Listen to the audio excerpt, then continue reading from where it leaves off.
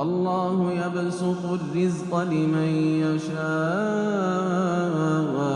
ويقدر وفرحوا بالحياة الدنيا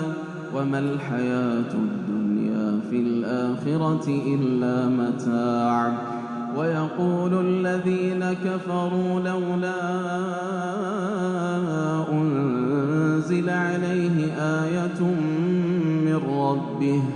قل إن الله يضل من يشاء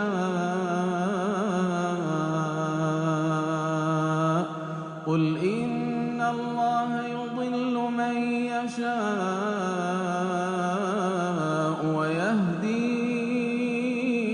إليه من أناب الذين آمنوا وتطمئن